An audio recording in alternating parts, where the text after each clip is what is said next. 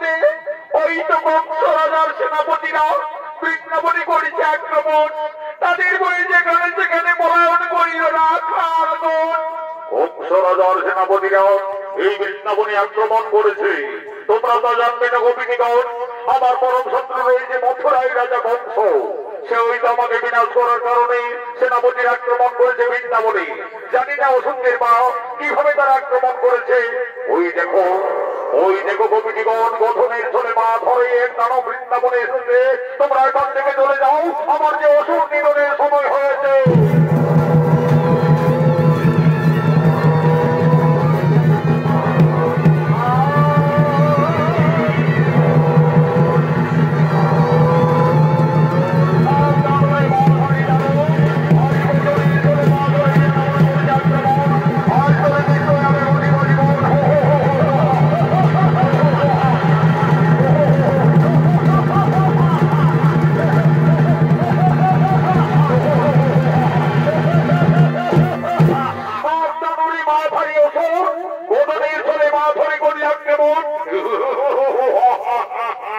আমি কংস রাজার প্রধান সেনাপতি গো, নাম পরিষ্টা আসো।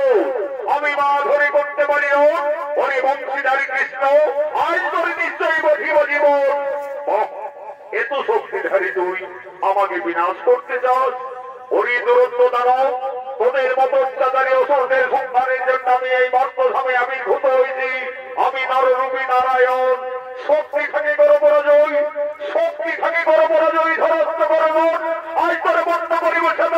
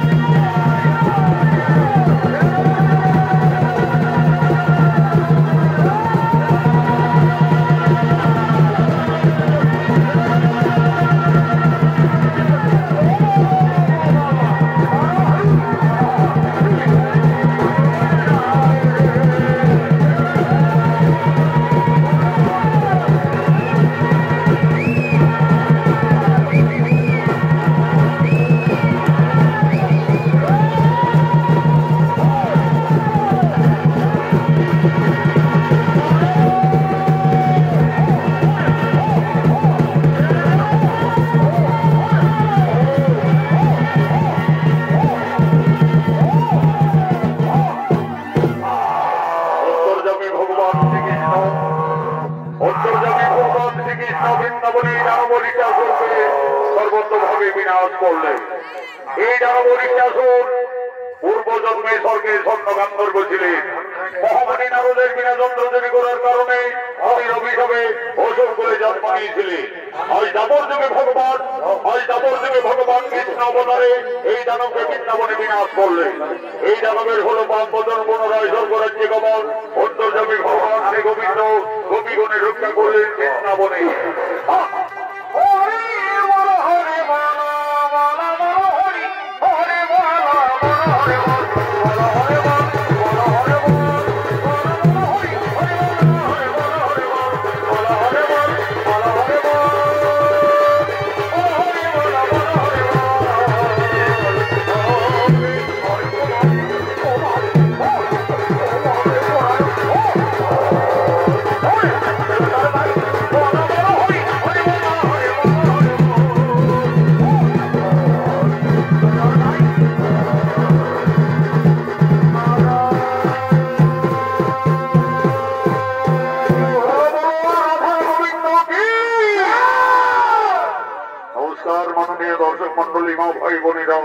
ভারতীয় জনকল্যাণ জনিত সমিতি ওস্তাদ সনদ মাহাতো সম্প্রদায়ের প্রথম নিবেদন কৃষ্ণ মহিমা ও নিত্যাসুর বধ শোনিত বলা যেখানেই সমাপ্ত হল।